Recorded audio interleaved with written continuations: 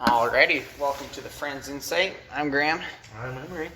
and today we are going to be talking about the new Netflix movie. Oh, it's not new. It's not new. It's like a year old. Oh, I guess a year old, but it's a Christmas movie by the name of Klaus. Wow. And Emery, do you want to give a basic overview of that movie and kind of start us off? So, the way to simply put it is it's about a postman who's used to this very rich and luxurious life, and then he goes to some place where he doesn't have all that. And he meets this woodworker named Klaus who made toys. And then by happenstance, Jesper, the mailman, delivered a toy to a kid, and that started a whole slew of events that eventually became known as the Legend of Klaus. And what I like about this movie is it's a new take on how the Legend of Santa Claus started, and I thought that was really cool. And I had just recently watched the movie. Emery had watched it a little while back, and he suggested it to me. And I really like Christmas. Just the time of year and how people act is there's lots of charity and a lot of kindness and just a lot of good acts and goodwill going around on Earth, and it really warms my heart. And that's why I really like Christmas, is because it's just a time where people do good and be good and bring some happiness to others' lives. And that's what Santa Claus is. Santa Claus is not necessarily bringing only children happiness, but bringing everyone happiness. And so I really love Santa Claus because of that, and it was really cool to watch his origin story play out in a way that I had never imagined it before. One of my favorite parts of the movie is where Klaus, voiced by, who's he voiced by? J.K. Simmons. But where he goes, and he says to Jesper, "An act of goodwill always sparks another." And why do you like that so much, Emery? Because it's true. An act of goodwill always does spark another act of goodwill. I completely agree. You look around at the world right now, and there's lots of good things going on. And for example, there was an instance where I felt like I should text, just kind and random messages to people last summer, and it's just just a little random thing. Just send a simple text telling them. I didn't even know the people. I just got random phone numbers, and I just texted them, telling them of how awesome of a person they are and how they're loved and appreciated. And I got a response from one person that I remember specifically, and I guess that person really needed to hear, this message of just you're doing awesome, and we really do love you. And it was awesome to see his reaction, and then he asked how he could do the same thing. And I said basically the same thing that this movie's talking about, is that one act of goodwill will spark another. And I invited him and challenged him to go do an act of good. And he texted me a couple days later telling me all these things that he did and how much of a little difference that he makes in the world. We sometimes think that we can't really make a big difference on the world because we can't do those big things. We can't donate, $1 billion to the children's organization or anything like that. But it's just something as simple as smiling to someone, or giving someone a hug, or just telling them how much you appreciate them. It really does spark one act of kindness, and it leads to another and another, and you really are making a big change on the world. Going back to the movie, spoilers to follow, one part that really hit hard was the purpose why Klaus made his toys. That was so emotional, so sad. Because he tells his backstory of how he met his wife in that forest, and he built the house there. And as they were waiting to have kids, Klaus, being a woodworker, started building toys for his kids.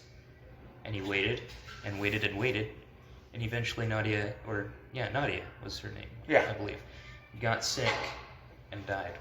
No kids, and it just broke Klaus's heart. And it put him, and Nadia, Klaus's wife, loved birds.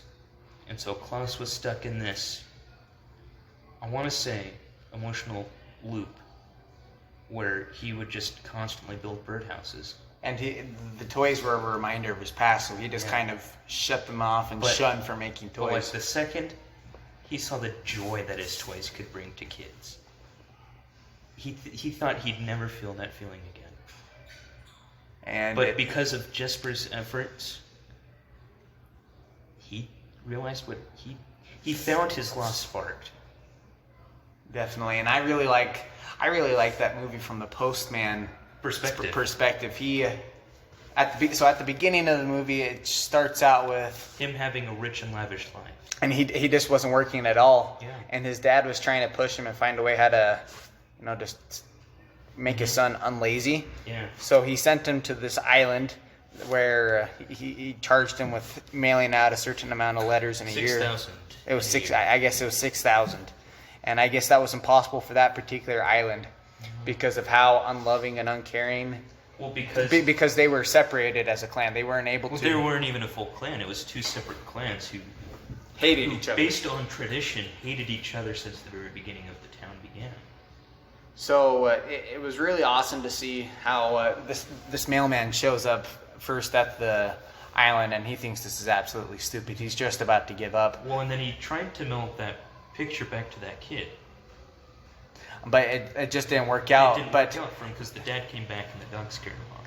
But it was cool to see the character development of this spoiled kid doing some work and realizing that, first off, hard work pays off, but he was able to see the benefit of his kind acts were. In the middle of the movie, back when the legend of Klaus starts building up and you get the introduction of the naughty and nice list, all of a sudden the kids are doing nice things, and that encourages the town to become nicer. Because they're not, the clans, they hate each other, so they're just doing horrible things. But that's when Klaus says, an act of goodwill always sparks another. But Jesper, the postman, says they're not in it to be selfless, they're in it to get something out of it. And that's what and in Jesper's case, that's what it started out with. He was in it for something, but near the end of the movie, you can tell that he no longer... He wasn't in it to get something out of it. He was in it to help other people. To see the joy that it brought children. Because he made a genuine friend with Klaus. There's nothing better than seeing how you treat others and the things that you do for them pay off. Yeah. One of the funniest moments in the movie is when the clans try to first sabotage their nightly Christmas adventures, and their wheels break off and it becomes a sleigh, and they go over this cliff, and a kid wakes up and see the reindeer going through his window with Klaus and Jesper, and he goes to his friends and tell them, Santa has a flying reindeer. And it was cool to see some of those legends that we have where the naughty and nice list, he always sees you while you're sleeping, you're awake. Flying reindeer, it was interesting how the movie creators showed the origins of those legends. And even the animation style. It was hand-drawn animation. And it looked like it was 3D stuff. I'm sure it took them years to draw everything out, but it was... The art in that movie was just so well done, and it definitely added positively to how that movie was being portrayed and just how it was. Another good part of the movie for me is right after they delivered the sleigh to the Sammy girl. So there's this Sammy girl. The postman can understand what she's asking for, and throughout the entire movie, you see her, just talking to, trying to talk to him. Jesper acknowledges that she's someone that he's comfortable talking with, and he talks with her quite a bit, and she eventually he's able to figure out what she wants. And it's really cool watching this scene because at the particular moment in that movie, Jesper and Klaus were about to give up the toy making, and they decided to come together so that they could help this little girl get what she wanted. And it was really cool to see, first off, of working together again and the joy that it brought them. But seeing the joy of, just a little gift of this one girl who, was kind of an outcast in this town because no one could understand her. But once she got that gift and she felt accepted, it was really cool to see that in the movie. Yeah. And then the Sami tribe came and made Santa's workshop. And that's where all the elves came from in that movie. Yeah. But no, it was quite a good movie. What did you think of the soundtrack? Pretty good. Pretty good. Invisible. I forgot who did it, but that one of the greater songs near the end, because that plays during the sled moment with the Sami girl, and then Don't Mess with the Postman. And it definitely wasn't the best soundtrack that I've ever heard before, but I think the music fit very well with the theme of the movie, and they just, like I said, it wasn't the best music I've ever heard of, but it was definitely tailored towards the movie, and it helped enhance the scenes, and it just made the movie a little bit better. And there's definitely character progression throughout the movie. Like we said, Jesper. It's not the best, but it fit. And then character progression. Oh, yes, yeah, we were on characters. Sorry, character progression. Here.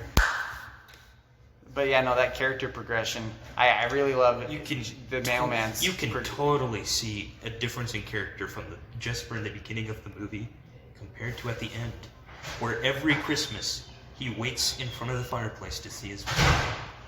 And the same for Klaus. He had some great character development. He went from this guy who didn't really talk to anyone, that sort of, social outcast, to being a beloved character who to being what we've come today to know as Santa Claus. It was awesome. Like the moment that he explained why he made his toys, it hit hard. And I think once he was able to talk about his backstory, it helped him to make peace with the past, and so that he could move on and focus on the present and help those children out. It hit me hard when he said, "I thought I'd never feel this expression again." Like he thought he'd never feel the feeling of seeing a kid in just such pure joy. And I don't know. It was awesome. It was awesome. Yeah. But we thank you for listening into this episode of the Friends Insight. I'm Emery. And I'm Graham. And if you enjoyed this episode, please consider liking this video and subscribing. And if not, please hit that dislike button and let us know in the comments what we can do to improve, because we want to make this the best experience as we can for you guys. And don't forget to be good, do more, and cultivate happiness. Peace.